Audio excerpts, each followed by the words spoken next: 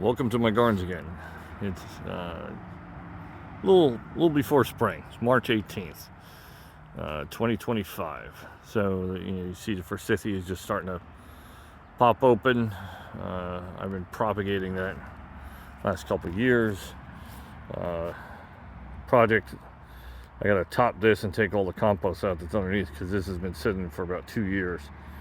And then I'm going to move the whole unit because I might put a greenhouse here.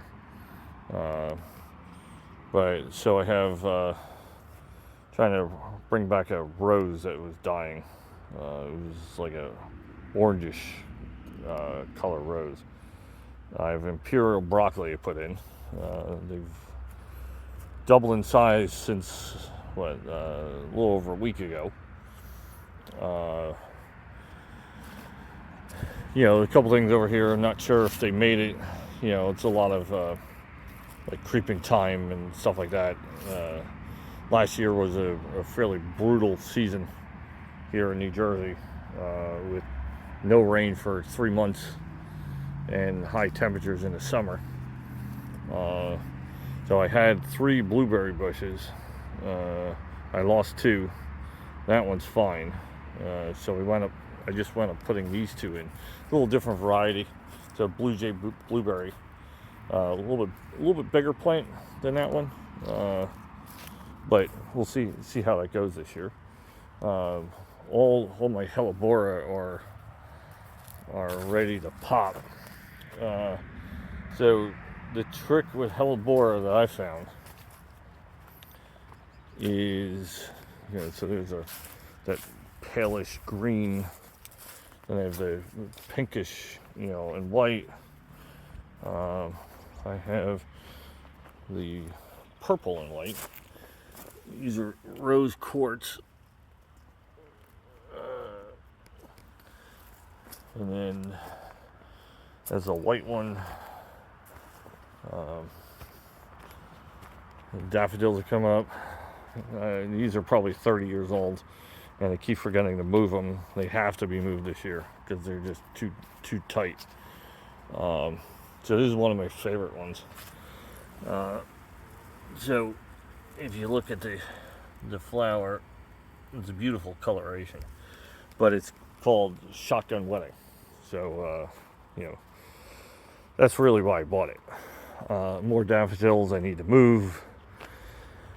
So I've been cleaning everything out. Columbine's coming up.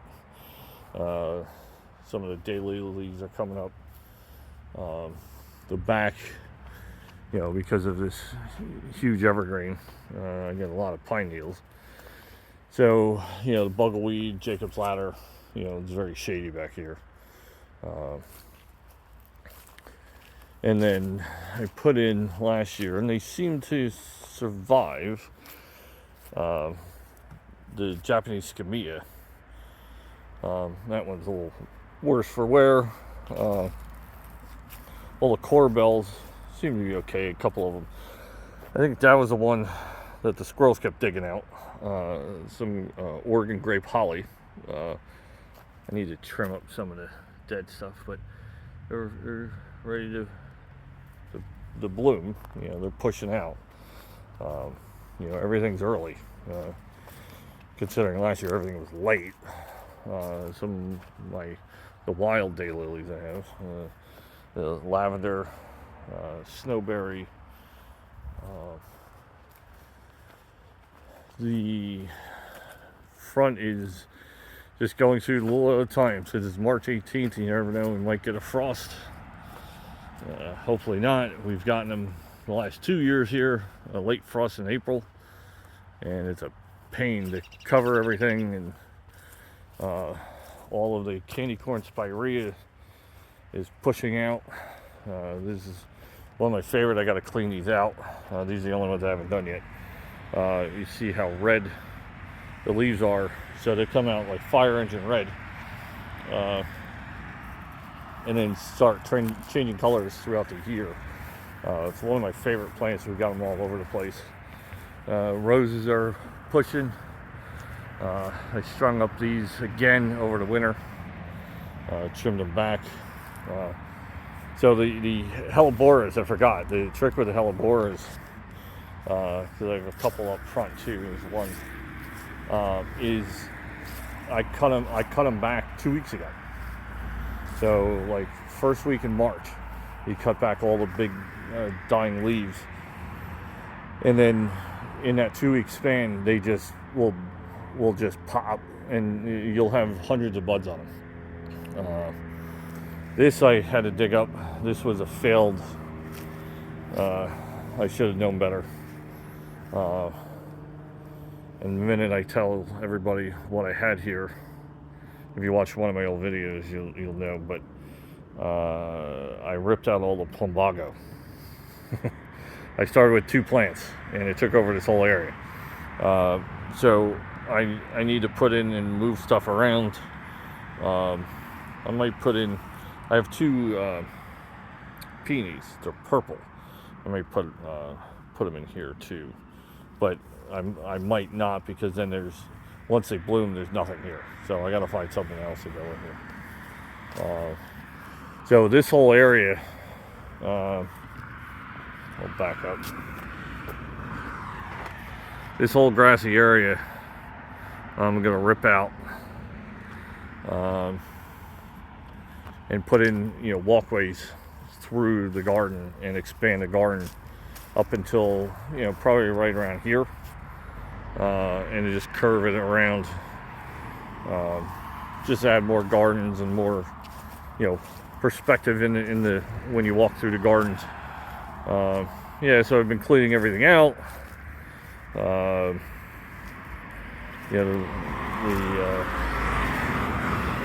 iris are popping up. The lavender, which same one in the back. So this is March, mid-March in New Jersey right now. It's what is it? It's 62 degrees. It's 7 o'clock at night, which is fairly warm for this time of year. All my sedum are coming up. I need to clean out my Shasta daisies, all my sedum. This is a lime twist. I need to cut back my Avon GM. Great plant. It brings out these tangerine colored flowers. The butterflies and hummingbirds love them. Another sedum. It's starting to spread, which is good because this one struggled. Some of my peonies are crowning already. These are early scouts. So they're going to start, they'll bloom next month. So they are early. I got an extra candy corn spirea, a bunch of roses, Montauk daisy, which is, I need a different cage because that's just a joke. It won't hold that thing. I have another Montauk over there. More peonies I need to cut back. I already have more Hellebora. I chopped out a bunch of drops of Jupiter oregano to pot for a local garden club. And just starting to clean everything out. It is time. There's some more, Hellebora. Like I said, I cut back, I left this one. This was pretty decent leaf. There was no browning on it. But you can see how many blooms are on this. There's, dozens. And it's the trick I found is, you don't cut them in the fall. And you don't wait till spring. You cut them usually like March 1st, I found. But one of the sad things is I think we're losing this rhododendron. And it's probably 40 years old, if not older. I've been trying to save it. I've had it tested, and it's just more stuff that's dying, and a lot of times it's time. So I got to figure out what I'm going to do with that. It's going to be sad to, because it's a beautiful purple rhododendron, and I had to gut it in this whole section in the fall because it was all dead. But this is it. This is getting ready for spring. It comes fast. If I don't get out here now, it's too late.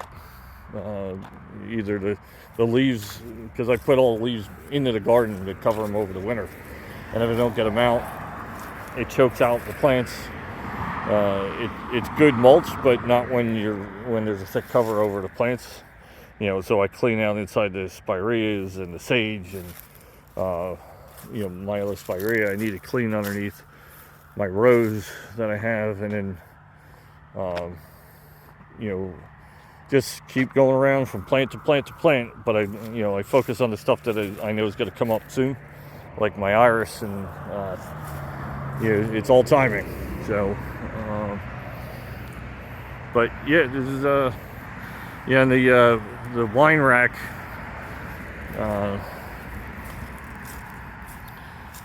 Keep a mind on the wine rack for a minute. Here's a huge basin I got. It goes on a pedestal. Problem is you need like 3 people to haul that thing. So, and since I don't know if I'm going to keep that exactly there, I haven't put it in place. But the wine rack I had over here, with a clematis in it.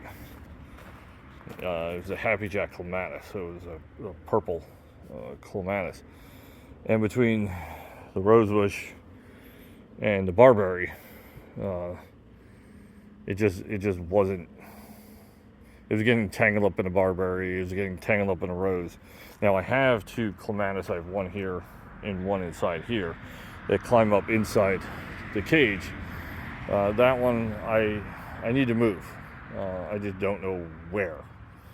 I may donate that one. I don't know. We'll see. And I have to dig out.